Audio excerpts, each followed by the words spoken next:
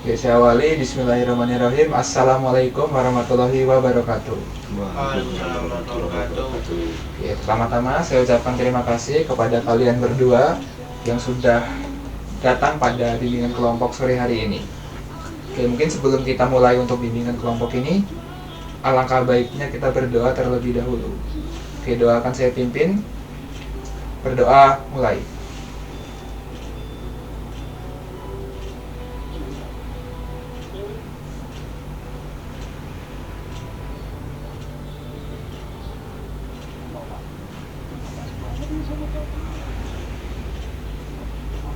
Berdoa selesai. Oke, mungkin selanjutnya saya akan menjelaskan pertama-tama ya untuk pengertian bimbingan kelompok.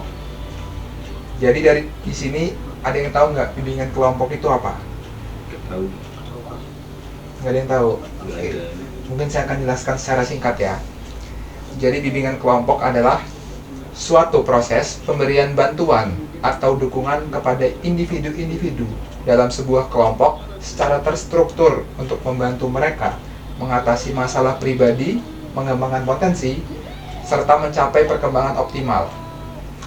Bimbingan ini dilakukan dalam suasana yang terbuka, hangat, dan saling mendukung, sehingga anggota kelompok dapat saling berbagi pengalaman, pendapat, dan solusi atas permasalahan yang dihadapi. Dari sini sudah paham semuanya?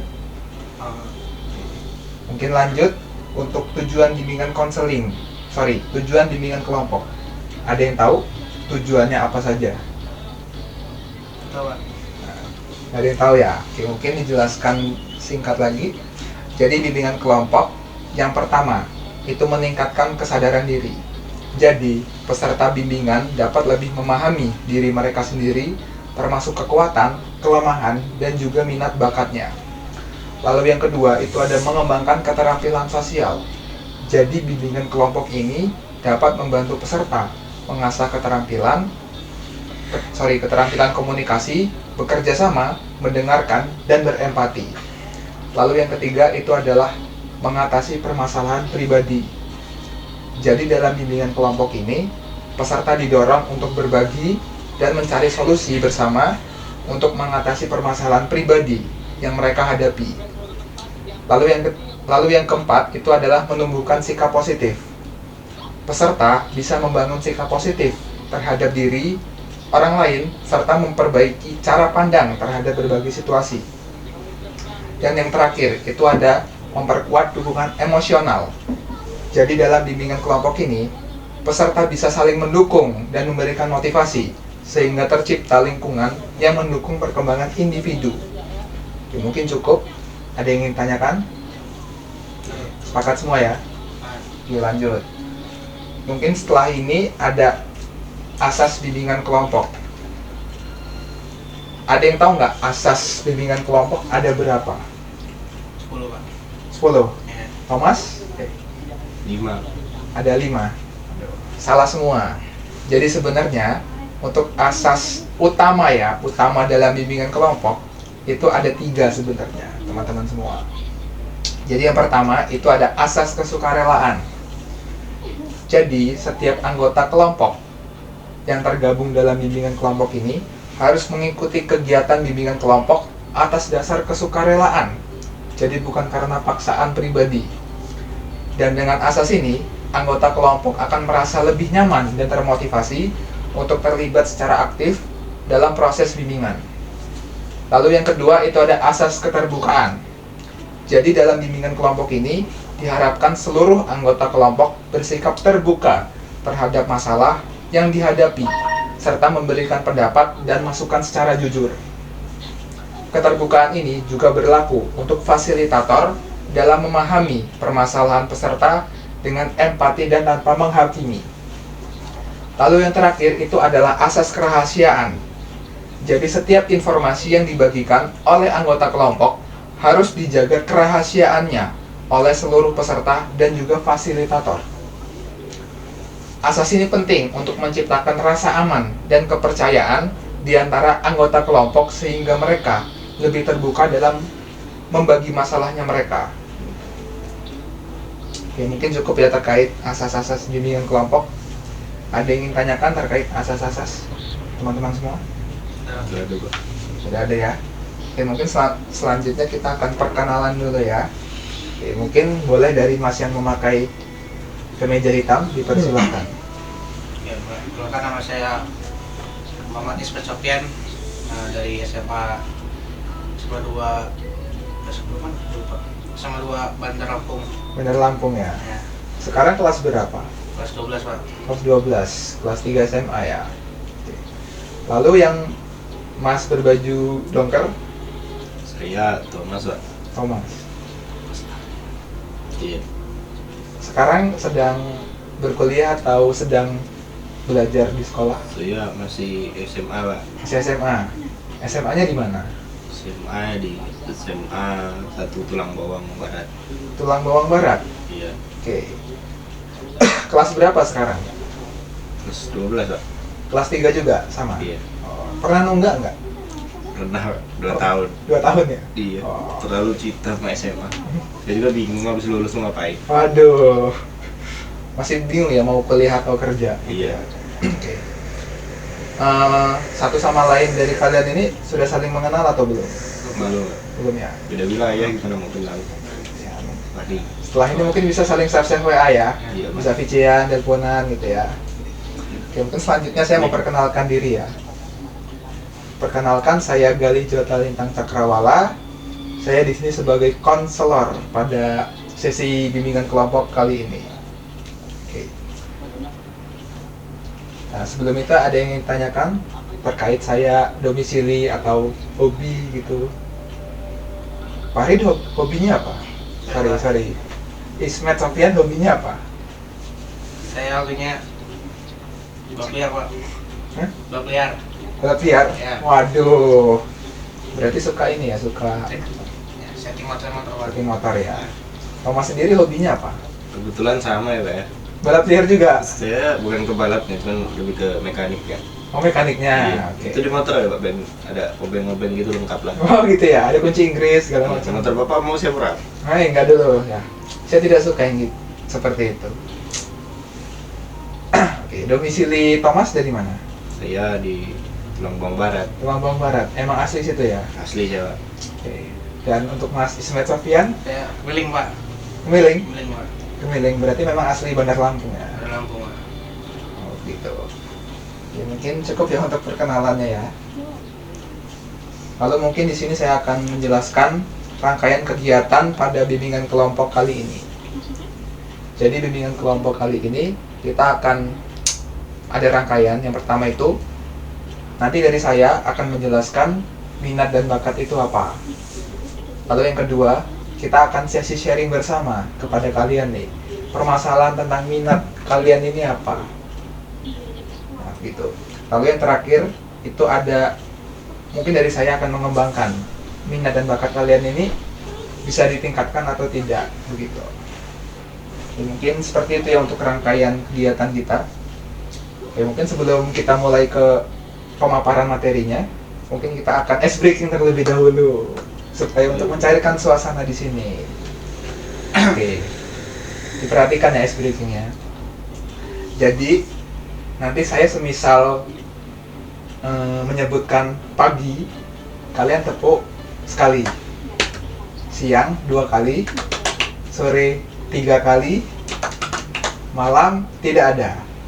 Ya betul sekali. Oke, mungkin kita mulai ya dari yang pertama. Pagi, malam. Ini nggak fokus ini. Ismet. Balapan Pak. Habis lepas semalamnya. Oke, kita ulang ya. Siang, malam, sore, pagi, malam. Iya, kita lanjut ke level kedua. Oke. Malam sore, malam. Iya. Sepele. Malam siang, siang pagi. Oke. Sepele. Kita lanjut ke level ekstrim nih ya. Nice. Sore. Hore. Oke. Oke, belum. Bukuri. Lanjut. Malam siang-siang. Nah, Lama. ya, terakhir. Sore malam sore. Tepuk tangan buat kita semua. Hore. Oke, mungkin ice breaking sudah selesai ya. Seru nggak ice breakingnya? Seru banget ya. Pastinya. Oke, mungkin selanjutnya untuk kita akan lanjut ke pemaparan materi ya. Oke, mungkin yang pertama saya akan menjelaskan tentang minat dan bakat itu seperti apa. Mungkin definisi secara singkat ya. Mungkin kita terpisah terlebih dahulu. Untuk minat sendiri itu adalah kecenderungan seseorang terhadap suatu bidang, aktivitas atau hal tertentu. Minat ini biasanya ditandai dengan ketertarikan yang tinggi, rasa ingin tahu, dan semangat untuk terlibat atau belajar lebih dalam tentang sesuatu. Minat ini bisa dipengaruhi oleh pengalaman, lingkungan, ketertarikan yang muncul secara alami sejak kecil. Dan untuk bakat, itu adalah kemampuan atau potensi yang dimiliki seseorang untuk melakukan suatu aktivitas dengan lebih baik dibandingkan dengan orang lain. Bakat bisa berupa keahlian alami dalam bidang tertentu, seperti musik, seni, matematika, ataupun olahraga. Jadi bakat ini cenderung berkembang dengan latihan atau pengalaman, serta bisa ditingkatkan dengan pendidikan dan bimbingan yang tepat. Nah, untuk minat dan bakat ini ada perbedaannya. Jadi untuk minat sendiri itu lebih berkaitan dengan keinginan atau ketertarikan untuk melakukan sesuatu. Dan bakat itu kemampuan atau potensi yang saling mendukung seseorang untuk mencapai hasil yang baik dalam aktivitas tertentu. Jadi kombinasi antara minat dan bakat ini sangat sesuai untuk memungkinkan seseorang untuk mencapai potensi maksimalnya dalam suatu bidang gitu. Oke, mungkin terkait materi minat dan bakat ada yang ingin ditanyakan? Ya. Cukup ya? Oke. Jadi kurang lebih seperti itu ya definisi minat dan bakat serta perbedaan yang ada. Oke teman-teman semua, tadi sudah dijelaskan ya bahwasannya materi minat dan bakat itu seperti apa definisinya, dan juga perbedaan minat dan bakat itu seperti apa. Mungkin untuk materi minat dan bakat ada yang ingin ditanyakan terlebih dahulu? Enggak ada juga. Tidak ada, Pak. Tidak ada ya? Oke, mungkin bisa lanjut ke sharing-sharing ya dengan kalian, bahwasannya permasalahan apa, minat bakat apa yang kalian itu masih kalian rasakan. Mungkin bisa dari Thomas terlebih dahulu untuk menceritakan permasalahan minat bakatnya. Silahkan. Mungkin dari tempat saya dulu ya. Saya belum siap ya. Mungkin Pak Ismet Sofian bisa menceritakan. Minat. Maksudnya apa ya, Pak? Minat saya. Ya, minat dan bakatnya itu apa? Saya minat. Kalau minat saya, berhubung saya di IPA kan. Saya tuh hobi bikin robot, Pak. Kira-kira bakat saya tuh harus gimana ya ngomongnya ya? Minat kan di robotik, Pak. Ya. Nah, bakatnya tuh saya belum apa emang di teknik mesin apa elektro ya, di bakatnya. Oh begitu ya. Oh ya, berarti kalau semisal begitu kan ada planning buat berkuliah ya? Nah ya. Nah, berarti mungkin untuk robotik ini ya sebenarnya, karena saya belum pakar juga ya di perobotan ini, mungkin saya sarankan sedikit saja. Mungkin dari Ismet Sofian ini bisa menggali lebih dalam lagi, mungkin bisa di YouTube atau artikel di Google bahwasannya robot ini, cara membuat robot ini lebih dominan ke teknik apa tadi? Teknik mesin atau teknik elektro, mungkin seperti itu. Kalau menurut saya robotik itu lebih ke, belum tahu juga sebenarnya sih, tetapi ya itu harus mencari lebih dalam apa ya, mencari banyak artikel lagi, banyak inilah, banyak apa sih ya, banyak itulah pokoknya, banyak itu pokoknya ya. Jadi gitu pokoknya intinya harus sering-sering membaca lah, sering-sering mencari pengetahuan lebih dalam lagi, intelektualnya ditingkatin lagi. Tapi kalau misalkan sebelum daftar kuliah ini saya belum tahu minat saya di jurusan mana Pak. Minat bakat saya di mana Pak? Kalau misalkan Amin 3 sebelum tes kuliah gitu kan. Saya belum tahu bakat saya di mana. Bakat saya mau kuliah. Gimana itu Pak? Tapi kan tadi ngelihat minatnya itu memang sukanya membuat robot ya. Enggak di robot aja, cuman ya saya bongkar mesin Gitu ya. mesin bonus gitu kan. Berarti tadi pilihannya antara teknik mesin dan teknik elektro ya. Ya kalau semisal suka bongkar-bongkar mesin seperti itu, mesin berarti teknik mesin. Nah, apalagi di teknik mesin itu kita diajari bahwasannya mesin-mesin itu tuh apa ya, bervariasi gitu. Jadi mungkin bisa lebih menambah pengetahuan lebih dalam lagi terkait mesinnya itu seperti apa, spare part motor atau mobil gitu mungkin bisa diajari di situ. Nah, mungkin seperti itu. Mungkin cukup. Oke, bagus. Terus lanjut mungkin ke Bapak, ke Mas Thomas, silakan. Saya tadi kan kelas 12 ya, Bang. Terus juga saya itu hobi kan bisa dimasukin minat ya. Bisa kan? Ya, bisa. Bisa itu kan di ngoprek motor gitu.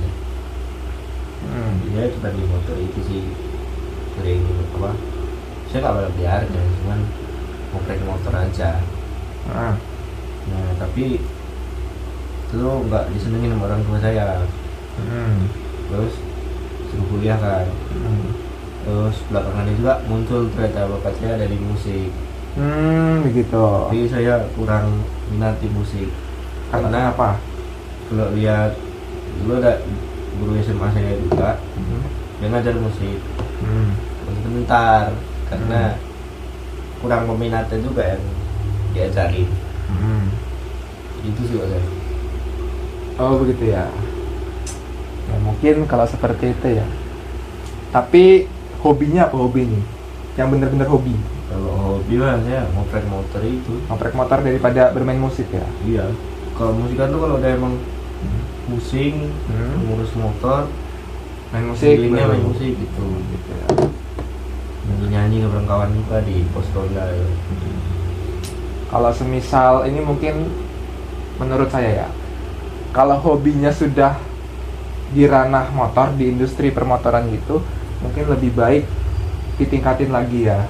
Mungkin bisa, sekarang kan kelas 2 SMA ya? Kelas 12 lah. Kelas 12 SMA kan? Nah, mungkin nanti semisal mau berkuliah, itu mungkin bisa mengambil jurusan seperti tadi, sama seperti Kak Ismet, itu seperti teknik mesin, itu mungkin bisa. Terus ada namanya, ya mungkin teknik mesin itu. Oke, jadi kalau semisal berkuliah ya, dan kalau untuk bekerja mungkin bisa seperti ada yang namanya itu, mungkin bisa di bengkel-bengkel ternama itu. Jadi mungkin bisa mempelajari lebih dalam lagi ya, bahwasannya cara mengoprek motor yang baik itu seperti apa dan yang benar tuh seperti apa. Bahwasannya kan mengoprek motor ini kan ada teknik-teknik tersendiri ya, langkah-langkah yang benar gitu kan. Mungkin bisa dipelajari lebih dalam lagi begitu. Dan yang saya tahu ya, kalau semisal suka mekanik ya kita ngomongnya ya, ngoprek motor gitu, mungkin nanti bakal kepake. Semisal ada kayak event resmi lah di Lampung gitu misalkan, nah itu kan nanti bakal kepake banget kamu. Dan tentunya juga duitnya itu nggak main-main. Berapa Pak? Pasti digaji juga itu. Nah, biasanya sekali menang juara itu kalau nggak salah itu bisa kisaran 1 juta 2 juta sekali doang ya kalau juara. Tapi kayaknya lebih mantep balap liar aja. Oh, suka balap liarnya malah? Bukan, karena kan saya jadi mekaniknya gitu. Jadi kalau menang dapatnya gede juga dari balapannya. Jokinya kan cuma seberapa juga ada mekaniknya gitu. Berarti sukanya mekanik tapi yang balap liar gitu ya? Iya, daripada yang resmi-resmi malah lebih kecil. Oh gitu ya malahannya. Oh, lagi yang udah balap resmi kayak gitu 201 meter kayak gitu masih suka. Cuman kalau yang terlalu resmi itu ya kurang gak sih? Gitu ya. Cuman kalau untuk balap liar ya, dari saya pribadi itu tidak menyarankan untuk melakukan balap liar. Cuman kalau semisal Kak Thomas ini hobinya di situ, boleh ditingkatin lebih dalam lagi. Tadi saya mekaniknya. Ya mekaniknya, walaupun mekaniknya juga tetap terlibat di dalam acara itu, gitu. Tetapi ya nggak apa-apa, itu semua keputusan ada di tangan Thomas, masa depan ada di tangan Thomas, nah mungkin gitu. Mungkin ada yang ingin tanyakan lagi, Kak Thomas? Nggak ada juga. Nah, nggak ada ya. Nah, jadi mungkin itu sih kalau untuk Kak Ismet sendiri ya, bahwasanya bingung untuk memilih jurusan yang tepat itu, ya solusinya tadi itu kembali lagi ya, bahwasanya harus mencari lebih dalam lagi ilmu tentang teknik mesin itu seperti apa dan teknik elektro itu seperti apa. Jadi semisal sudah tahu nih penjurusannya itu seperti apa, baru bisa memilih antara dua ini gitu. Dari mata kuliahnya itu seperti apa, budaya di kelasnya itu bagaimana, pengkaderannya bagaimana gitu. Kalau untuk Kak Thomas ini mungkin ya karena hobinya memang mengoprek motor ya, mekanik motor balap liar ya, nggak apa-apa ditekunin lagi aja, tapi jangan lupakan masa depan begitu. Penting untuk pesan dari saya. Mungkin cukup ya semuanya untuk sharing-sharingnya. Ya teman-teman semua, tadi sudah sesi sharing bersama ya dari kalian, dan tadi sudah diberikan maksudnya kayak pesan-kesan lah buat apa yang bakal kalian kerjakan selanjutnya begitu. Dan untuk itu maka kegiatan bimbingan kelompok mungkin kita sudahi ya. Mungkin dari kalian ada pesan dan kesan untuk bimbingan kelompok ini, apakah apakah kesannya baik atau ada kesan kurang nyaman gitu, bagaimana? Silahkan dipaparkan mulai dari Ismet Sofyan. Silahkan. Terima kasih. Ya. Mungkin pesan saya sedikit bantu lah Pak untuk pemilihan jurusan kuliah saya kan dari minat bakat ini. Dan terus juga kesannya, untuk pesannya bagus sih Pak, bimbingan kelompok ini sebenarnya buat kami para siswa SMA di kelas akhir kan 12 akhir untuk melakukan bimbingan kuliah. Terus cukup Pak gitu aja. Cukup ya. Ya. Dari Thomas sendiri, disilahkan. Kalau saya sebenarnya bimbingan konseling udah bagus Pak.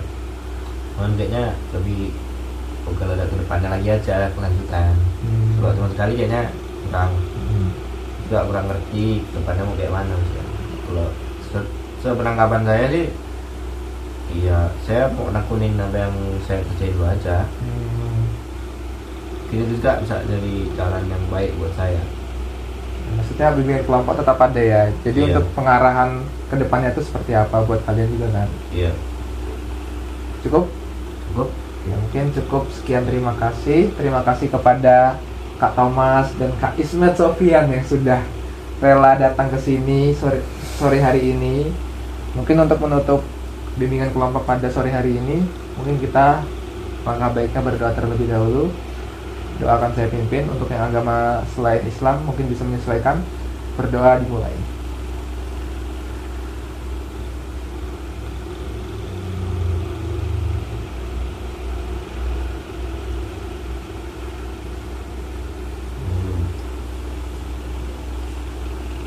Berdoa selesai. Oke, mungkin cukup ya bimbingan kelompok pada sore hari ini.